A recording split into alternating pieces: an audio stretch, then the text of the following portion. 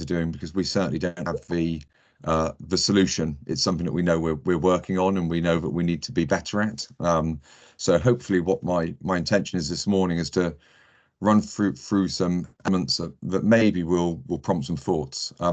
So my name is Rob Clark. I'm the Director of Sport Development for the RYA. And what that broadly means is that my role is to support participation in sailing and boating activities in the UK. Everything that's not in the kind of performance space or the kind of certificated training space. So generally people who are just participating, going sailing within their clubs, within their training environments. That's the world that I look after. So and we have a number of programs to support that, both from the point of view of introducing people to the sport, so the first experiences, and also for people who are further along their journey to becoming established and committed sailors. So that's really my introduction of what I do and what I'm here for. I think the first thing, as I mentioned, is to say that we don't have the answer to this question. I think all of us are aware that connecting to and maintaining engagement with young people is a challenge in a world that's evolving, in a world that's changing for all of us. And the new generation of people coming into this world, the Gen Alphas as they're called, have different behaviours and motivations and ideas that we need as the RYA in the UK to do better at understanding and better at evolving our programmes. But it's things that we're starting to talk about. What I'm going to try to run through, and I appreciate that it's a huge subject, so we won't necessarily have time to go into depth on anything or everything, but really just an outline of the picture in the UK. So how and where the journey usually begins for our young people finding the sport. A bit about the participation statistics and what we're seeing in participation in the UK. How we classify a young person. So what do we mean by that? Why people go sailing. Again, there's a big push. Quite often as a sport, we start to think about the reason people go sailing is because they want to be better at sailing, and there are often quite a lot of bigger reasons for their growth and their development and their value. How we work with our clubs and our training centres and performance activity, and then a bit of thoughts that we have around how we move people forwards through our progression pathways, and also the equipment that people have and some of the challenges and potential opportunities we face. So it's a huge subject, and I certainly won't be able to give full credit to all of these topics, but hopefully we'll touch on a number of things that might prompt thought.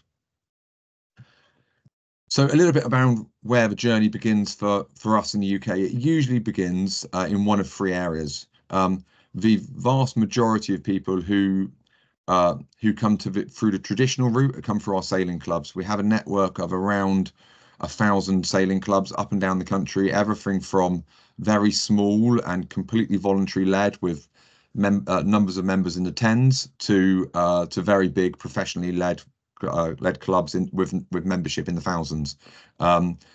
And generally, coming for a sailing club, the introduction to the sport tends to be for a family member or a friend. It tends to be a personal introduction rather than something that is more kind of marketed to the individual.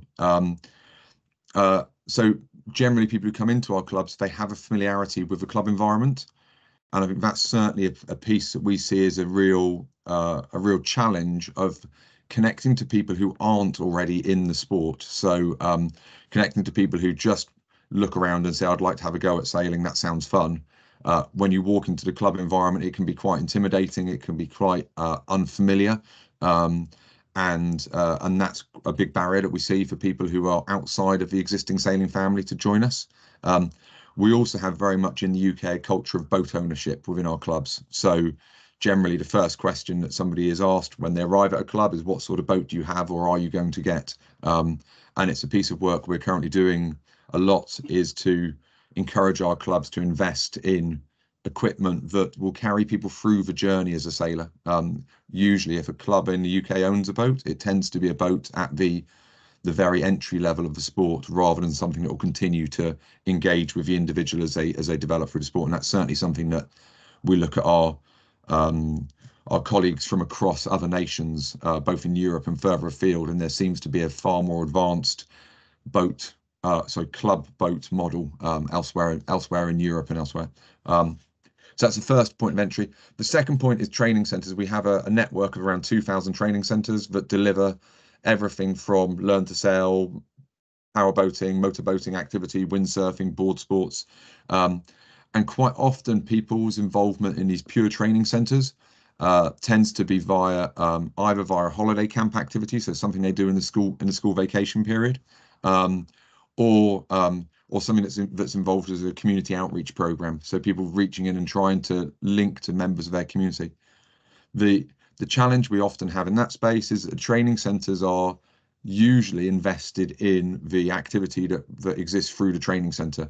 So there isn't necessarily that parallel for somebody, once they've learnt to sail in a training centre, to then be directed towards their local club or their local facility where they can keep doing it on a regular basis. That move tends to be on the weight of the individual rather than supported by the establishment, and that's something we know we need to work on. The third area that we see a fair amount of young people becoming involved in the sport is through school activities. So whether that be as part of a scheduled school sport activity, whether it's a residential program that they have, but again, generally that tends to be as an experience rather than necessarily as a program to learn. So it's a thing that a school group will arrive at a venue, will experience sailing, but it doesn't necessarily have that thread of how to keep doing it. There are a number of clubs or a number of schools who have existing sailing programs where they sail on a regular basis as part of their sports activities. However, if I'm honest, that is generally within the schools that are privately funded, that are from children who have more opportunity in life generally, and it tends to be less within the schools that are from the state-funded system that maybe are a more representative breadth across the participation in the UK of individuals. So a little bit of a picture around UK participation overview. The first thing to point out is the heat map that shows where people go sailing and boating and do those kind of activities. It pretty much occurs anywhere where we have a population density. We have as I say, a very large network of clubs and training centres, and people tend to go to places with water to get on them, and there is a attraction to being on the water. And certainly what we saw post-COVID, or kind of on the exit from the COVID restrictions, was a real rush to take part in activity around our shores. So that's a really positive that we have. And it's across water sports disciplines. And the thing that we definitely see is that the people who are most likely to be embedded in sailing and the sports that we support as the RYA are also the most likely people to be involved in the complementary water sports, whether that be a paddle sport, whether that's a surfing or bodyboarding, whether that's windsurfing, whether that's driving a powerboat or open water swimming. The crossover between the various sports is quite major. And so we're working quite a lot with our colleagues in the other aquatic sports to say, well, how can we use these bridges between our various activities to make sure people realise the opportunity that they have, rather than just purely focusing on our one singular activity that we're looking to support. The third bullet point down there is that the vast majority of participation is on the low level frequency, so 1 or 2 participation experiences. So it tends to be people who come, they try it, and then they return back to what their normal life is. So it may be an experience on a holiday, it may be an experience with a school group, but our real opportunity is linking those people into more regular participation. In the UK, we often talk about what we call the leaky bucket, so where we fill the bucket up with as many people as possible, and we accept the fact that there is a level of people who will just disappear out of it. However, what we do see is that the level of participation across the age groups is in the numbers of millions in the UK per year. But we would say that our embedded sailors, the people who are members of clubs or own boats who are regular participants, is around 600,000 to 750,000. So there's a much bigger opportunity that we're not yet realising before we need to be worried about if the sport is appealing to people. There definitely is an appeal for people to take part. And the bottom line is that, in fact, we are seeing a return to pre-pandemic levels of demand. So we had a big boom as we exited the pandemic, and now we're finding ourselves stabilizing roughly where we were before the pandemic. UK club members, and I'll rattle through this. I think there are a couple of things to highlight in here. That we have over 300,000 club members in the UK, which is a great stat, and that is a very stable number. It's been consistently like that. It has slight up years and slight down years, but generally we tend to waver by around 1% a year in that overall membership. So we have a good, solid, strong membership level. We are across the age ranges a male dominated sport, and that's something that we know that we need to work on, and that is less seen in our junior membership. So we have around 45% female membership in our juniors. What we're seeing though is that those junior members aren't then returning to the sport in that early to mid adult period of life. So obviously something is happening during the junior ages that is making our female sailors look at the sport and go, yes, it was fun while I did it as a junior, but it's maybe not something I want to do as an adult. And that's something that we need to be addressing in the junior experience to benefit the whole of our community of sailing. So that's it. We also know that that girls drop out of sport in their teenage years earlier than boys do, and there is, in the UK, there's definitely a cliff edge of activity when you hit the mid to late teens. People tend to leave sporting pursuits they did as a child, engage in whatever they do in their early adult life, and then return to sport later on in life. But as I say, we see the girls as they hit that kind of puberty level. We see a higher level of dropout in the female sailors, and that's something we're certainly looking at from the point of view of the traditional formats we have for sailing, and it's particularly relevant in racing activity where a fleet might go on the water for multiple hours a day, which young girls don't necessarily have the same interest in as young boys, or become turned off it as an activity sooner. We then also have our training activity, and we, as you'll see here, the kind of the learn to sail youth stages, the kind of the top graph, and there's an obvious 2020 big dip, but we deliver around 15 to 20,000 youth beginner stage certificates each year, and then as we move up through the grades, which is what the lines are on these graphs, we have relatively consistent training activity. What we're seeing is probably a drop in two areas, of a slight drop in the higher level training where people will gain that first steps, but actually they're looking for a different way of evolving as they become more proficient in the sport. So whether that's clinic based, whether that's coach based, whether that's focusing on specific activity rather than doing a formalized training course. And the other area that we're seeing a decline in is in windsurfing activity.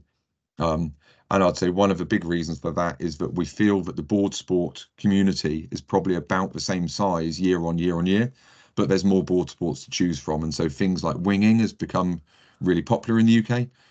And certainly what we're doing is with the interest in foiling, we think that winging may well be an opportunity for us to look at in the pathway of development as they move into things like windsurf foiling or kite foiling or whatever it might be. Winging appears to be a really useful opportunity where certainly if I look around the waters of the UK, the people who are winging tend to be those in my age bracket who were once windsurfers, or they tend to be the young kids who are looking for something to do when they're not sailing normally. But it's very much a crossover that we see. I've lost my mouse here. Hold on one second. Performance pathway activity. And this is the graphs you're seeing here, and I'm not sure how big people's screens are, but they're viewing this on.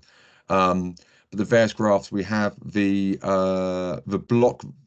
block graph with the yellow, the orange and blue lines, that is female and male participation. Male being orange, female being blue.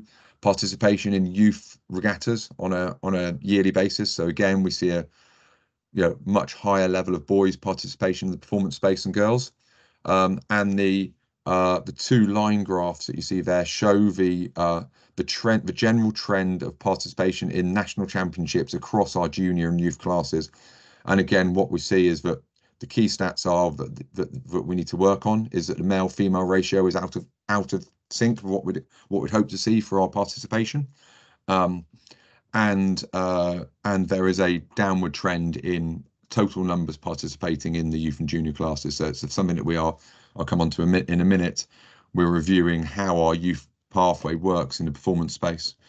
And because of that decline, and also because of the changing needs of the top of the pathway with things like the Olympic classes changing, we're needing to do more and more talent identification programs. So whereas in the past, people just used to bubble to the top as they became as they work their way through the program, we're now doing things like female crewing programs, kite programs, and so on, to be able to identify where we have talent and where we have opportunity within the sport.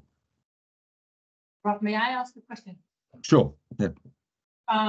The huge difference between boys and girls competing. Do you have any explanation, or maybe I missed it? Then I'm sorry, but you can. No, I think there are. What we see is that there's a couple of primary reasons for that. I think what we see is in the lower junior ranks, the balance between boys and girls is pretty even. So in the kind of sub 12-year-old, as we move from 12 onwards, it becomes more imbalanced, and that's where, if you look at national championship entries, we tend to be getting to the older phase of what we call junior, which is 15 years and under, and then into youth. So what we start to see is that puberty factor kick in, where you start to have a female drop off in the sport. And there's also the formats that we have traditionally utilised. If I'm being honest, racing is an aspect that was designed by men for men, and we need to think about that quite long and hard. So there quite often is a focus on the perfection of the racing activity rather than making the racing activity appropriate for the people taking part. And that's where spending time ensuring that a race course is perfectly aligned to the wind, that the sequence is perfect. It just adds time and energy to the day. What we generally see is that no matter how good or bad the race management is, the best sailors will always rise to the top, whether we like it or not. And so, almost becoming less focused on the perfection of the racing and more focused on the racing being perfect for the individuals is a piece of work we're starting to do. So we're looking at time on water, we're looking at formats we're using, we're looking at the way that we sell racing and the activity and the development of it. And also the other piece that's happening, and I'll come on to in a minute, is that lots of the female motivation, certainly in the early stages, is based around the community that they're part of and the friendship groups that they have, and where we enforce people at fixed times in the program to move between classes. It quite often then breaks up the friendship bonds and things like that. And so therefore, if your friend isn't moving at the same time as you, your motivation to move is reduced. And so they're the pieces that we need to work on. Yeah. I have another question. Sure. When you're 12 years old as a young sailor and a female, you get your period and you're out on the water for many hours with no toilet facilities. Have you looked into that? Because I think that's a thing when you're a girl. That is considered to be a big challenge that we need to overcome. So that's where I say we're looking at the formats and the race durations and how the venues we choose for our main events, and making sure that there is the opportunity to come back in and have breaks during the course of the day. I would say that what we've done so far has been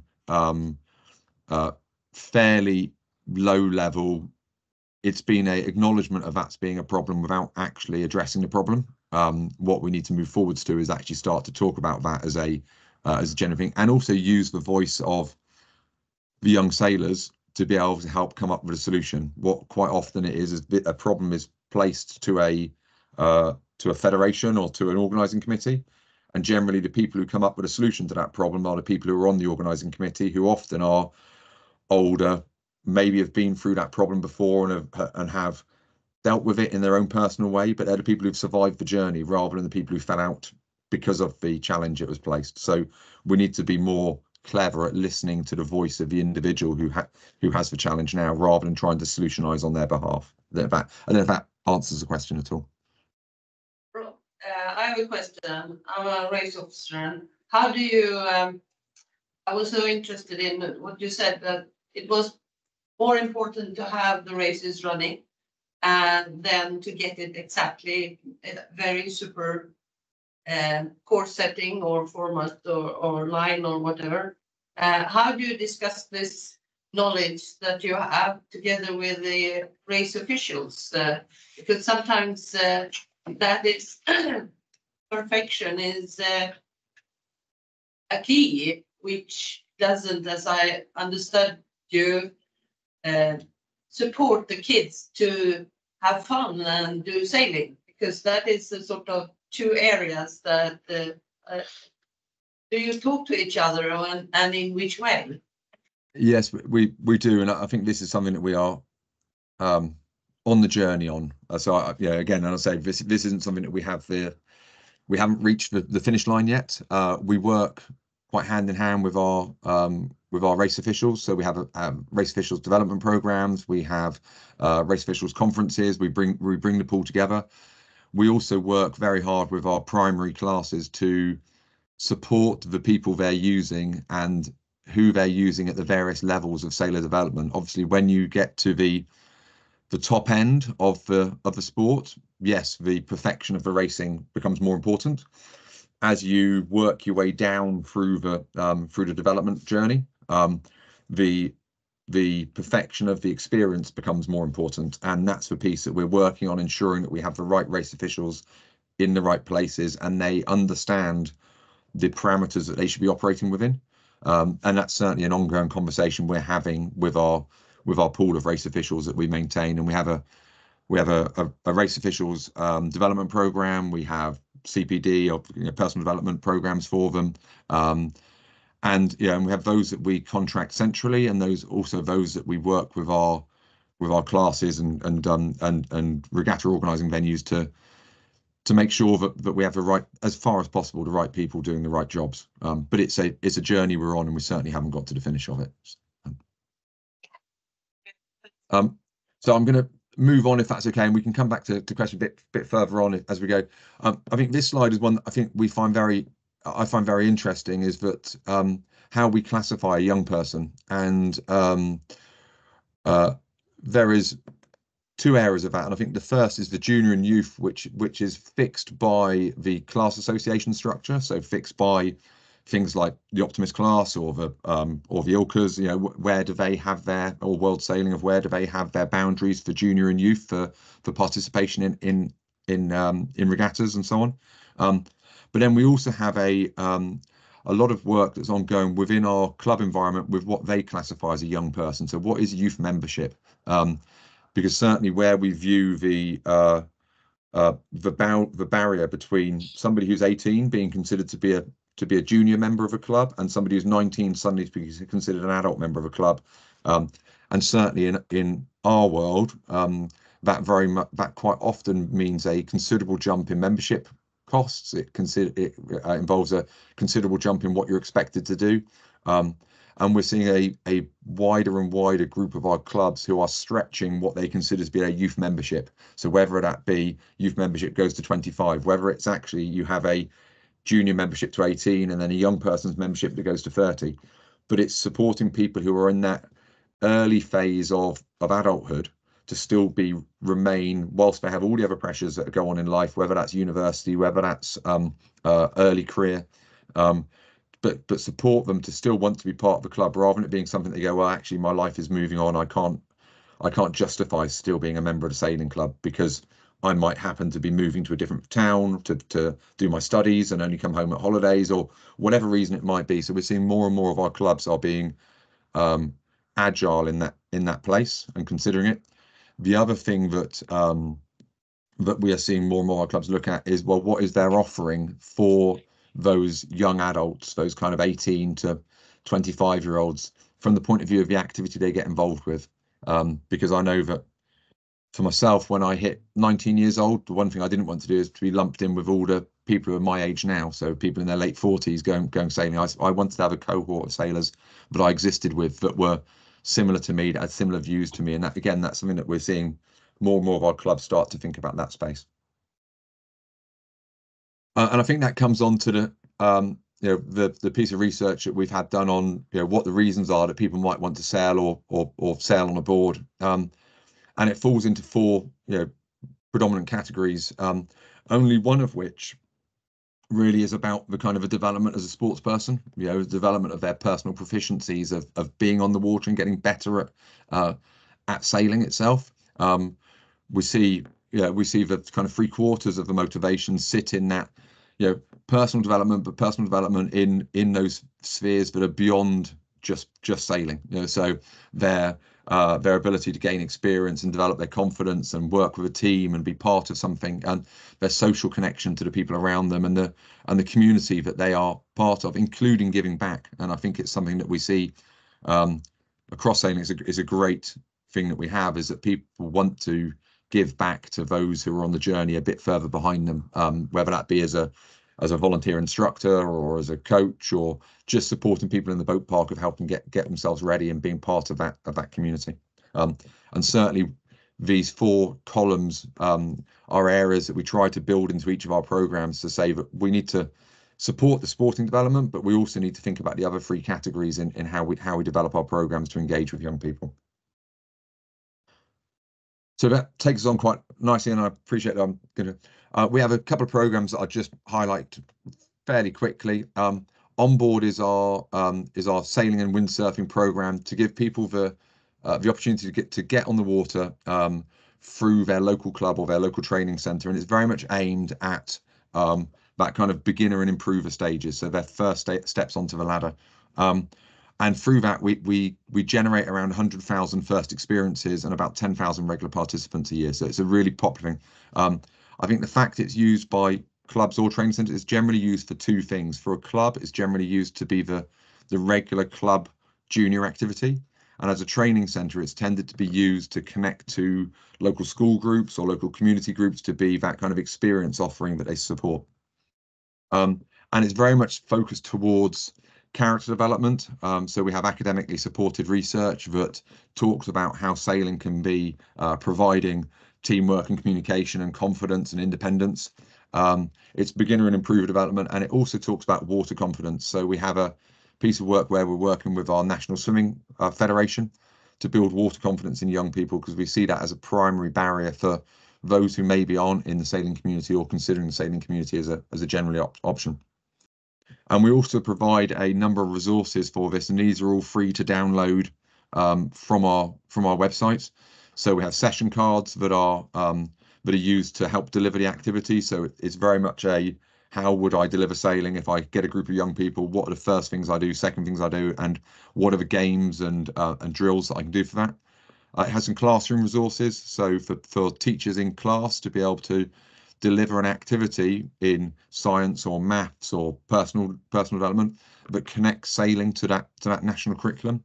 And then we provide support through instructor and coach development, and the idea is to help to provide some quality and consistency of activity. So where people are just delivering in their clubs, hopefully it gives a standardized format of how people learn to sail. The one thing that we're very much working on and trying to think about is how we connect those experiences onto what comes next. And again, this is a piece of work where we're starting to think about that. What I would say that the onboard pathway does really well at the moment is it provides that top right corner of this disc. It provides that learning and development point.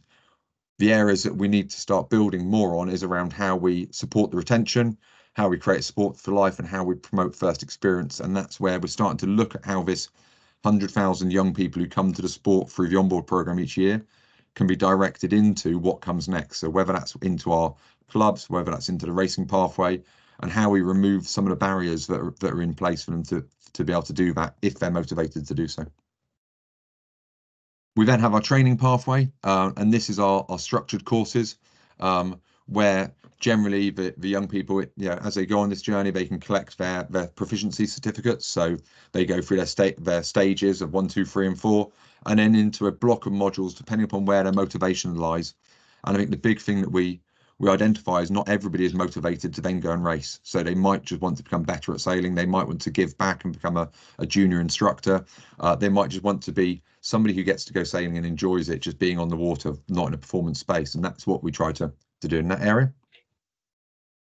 And then we look at the performance pathway, and this is the piece of work that we have ongoing at the moment, which is looking at all the various aspects of possibility that entering the performance space might offer you, and the areas that we should be involved in, and the areas that maybe we need to signpost opportunity to, from sailing within your local club to continuing the pathway with an ultimate goal of reaching the Olympics or the America's Cup or whatever it might be that's possible for them. And we've just gone through a big piece of work talking about the performance pathway and reviewing the way we do it, with a view to some of the questions we have about the imbalance of male female and the reduction we're seeing in participation at key regattas. And so we've just had an independent review looking at how do we evolve the talent pathway to develop and retain the sailors with the best potential. We're thinking about the changing Olympic demands, the reducing the cost of the sport. Cost is something that permanently comes to us as being one of the key barriers, and also broadening the pool of people who are sailing. If we look around our country's population, we are a fairly diverse country in the UK, and I would say that our sailing is nowhere near as diverse as the population, across up and down the UK. And what did we learn from it? Well, and there's a couple of things that may or may not be large enough to be able to read on this. I think the first thing we learned, and if I look at the top graph on the right, we have a very imbalanced ratio of the number of people in state education and the number of people in privately funded education. So we have around 40% of our current squad system were privately educated, or are being privately educated. About 7% of the UK is privately educated. So therefore, we know that we are hitting those people who have more means, and we're not hitting as well the people who are less affluent. And again, the parent sailing experience, those people who are in our program very much are people who come from sailing families in the vast majority of cases. So therefore, again, we're not really reaching out to the broader population who may provide us the opportunities and the skills and the talent that we're not identifying. And the word maps on the lower graph, parents generally describe the pathway as expensive, and to back that up, currently in the youth age, people are paying, on average, from the responses we've had, around £11,000 a year per child to support their sailor being in the youth squad. So sailing a 29er or an ILCA, it's a huge investment when you think about that investment comes after they've paid their salary, taxes, and so on. And even the junior level, it's around £6,000 per child to be able to be in the top end of the performance pathway. So again, that's something that we know that we need to do. However, there was a huge bit from the children in the pathway who describe it as fun and competitive and engaging. So we know that we want to evolve the pathway, retain all the good stuff that the kids get out of it, but look at addressing the key barriers that are in place for the parents and families to be part of it. We also saw that there's that we have a big dropout as we move from junior classes, so from our optimists and so on, into our youth classes, and that's generally because of changes of dynamics from the point of single-handed into double-handed sailing, or people transitioning at different ages or different stages because of their maturation rates, so how quickly they grow, how quickly they develop, and so we know that one of the things that causes that is the breakdown of friendship groups, and then not feeling like you're moving with your cohort. And we learned a huge amount of things for this, and I think I've talked about this already in various ways, and I'm more than happy to share these slides if they're useful for the future. But we talked about the fact that we needed to think about our youth performance and how we work on that, about how we engage with young people, and there's a number of people, a number of areas in that space, and also the formats of activity that we do. So what happens next? Our areas of focus. We're looking to increase the affordability and accessibility of our racing pathway. We're looking to increase the engagement the young people have with it. So again, this is where across the ages, but also across the genders taking part, and the ethnicities and so on, and the other diversities. And we also want to improve our youth performance. We're not seeing the same level of top end performance when we get to the end of a pathway, when we get to that kind of end of youth transitioning into the senior squads. We're not seeing that same level of performance on the international stage. So, and the way we see us doing that is to really put more energy into our clubs. We've spent a lot of time in the last 10 years taking sailors out of clubs to deliver training, and we feel certainly at the first stages of development we should be supporting our clubs to deliver good quality training rather than ripping sailors away from them. We need to be doing targeted programs that identify talent across the participation base, and we need to look at more exciting racing. So rather than following the same formats that are tried and tested, trying out new things, getting things that are going to engage with young people. And the ultimate aim is to create that top band, as you look at it here, which is the racing for life. So people who want to be, no matter whether they are in a pathway class or doing sailing in a different way, but they want to race and they want to take part in the whole way. And we know we identified that in order to do that, we need to have lots of entry and exit points to and from the pathway. I think what we've had in the past has been, once somebody's on the pathway, if they fall out of it, they're no longer part of our world. And so therefore actually looking at how do we support people where they jump in and jump out, and maybe they go and spend some time racing a wasp or an international moth, and then they might come back to us later, and making that an open door to be able to jump through whenever people want to. And then the bottom block is around that talent inclusion. How do we make specific interventions to identify talent from a broader population rather than just from those who are currently within our sailing world? And the way we're doing that is around a series of supported programs where we provide funding to our clubs and our classes to be able to deliver, and also then a number of programs that are physically delivered by the RYA, so in talent identification, inclusion, and also about the events we run as we go through. Then a final thought, and I appreciate I've overstepped my allocated time, so I apologise for that. Is that we are putting a fair bit of thought around well, what is the right equipment for people to be developing, and when should they be moving to and from that equipment? And again, we're starting to look at things around the training craft we use, and do they build confidence, and actually do they develop the skills that are required for the next step in the sport? So do we have the right training craft? When should we introduce board sports, and how should that happen, and how do we connect to them? I think we have lost, in many cases, the parent and child development, and where we see the amount of young people who are coming through sailing who are part of legacy families, giving the ability on the pathway for the youngest people to support their development with a adult or with a mentor is something that actually builds a real amount of confidence, and something that we shouldn't forget. Single and double-handed, where there's a preference for different sailors, and the one area of growth we see in female participation in the youth ages is in double-handed sailing. So we see more women, more girls continuing on the journey in double-handed than we do in single-handed classes, and which pathway classes. And also we have a journey to go on with our pathway classes, with our various class associations, to make them understand that they're part of a sailor's journey, not the destination for a sailor's journey. So we see a lot of people putting a huge amount of time and investment into achieving success in the class they're in at the moment, rather than viewing it as one of the steps on the journey to ultimate racing for life. And how we support transition, and how people move between classes, and how we're involved in that, and supporting the friendship groups and the journey into something new, and something that maybe is quite intimidating to start off with.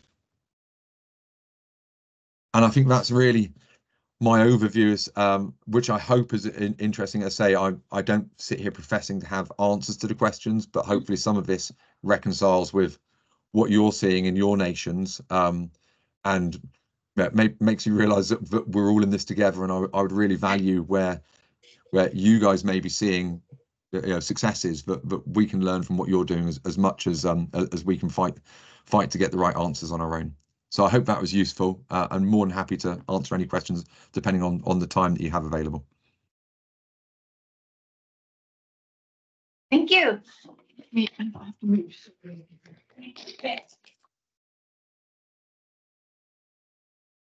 you so much, Rob. That was really interesting. You have gathered a lot of insights, and I think you have a very good point in saying that we actually have to learn more about this group of people. They are quite different from us, and our solutions probably don't work at all. So it was really interesting. I don't think we actually have, we might have time for one question if there's anything. Yes, Tina? Yeah, we are looking into an issue also by, one thing is transitions, which I think is a really general challenge. But another thing is we have sailors being friends, but be sailing in different levels. So how do we keep friends together if one is very good, moving ahead maybe in the same boat, but on a different level, and another one is maybe just there for the fun of it. So how do we keep these really competitive and the social ones together in a good? I don't know if you've made any thoughts in that one. No, it's a really good question, and I think we're starting to try to support that in having a more flexible approach to the training provision we provide. So where we have open training and then where we have selected training, so that provides the ability for connection to it, but also is starting to try to be involved in the building of the next team. So where you have sailors who have developed talent, how you put them together early enough to become familiar and realize that they actually have that, they can build that friendship rather than thrusting them together and expecting the friendship to form.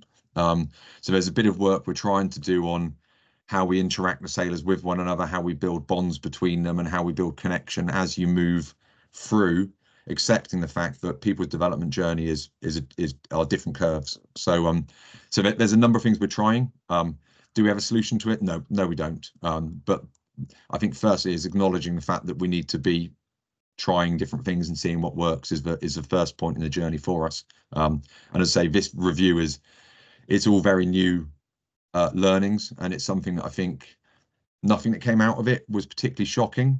But I think we were surprised by the amount of the insight was generated. We expected to see what we saw, but I don't think we expected to see the volume of what we saw. If that makes any sense. Yeah. Thank you.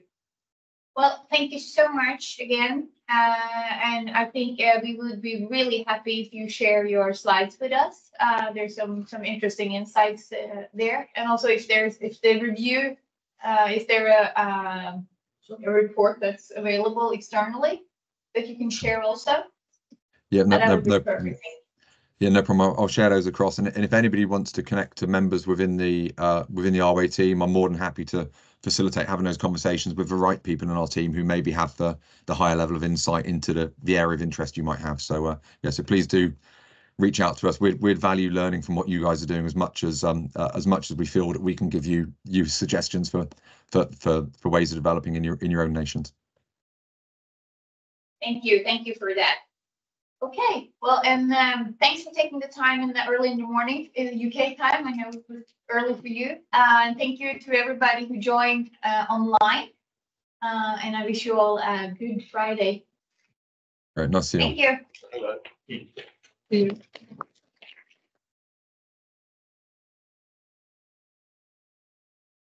Okay.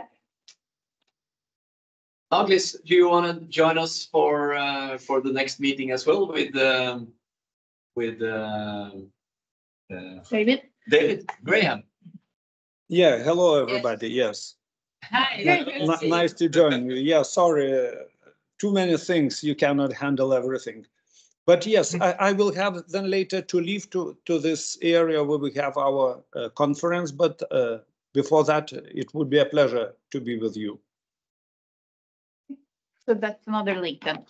Yeah, I will send you the link to the meeting with World Sailing. Yeah, great, thank you.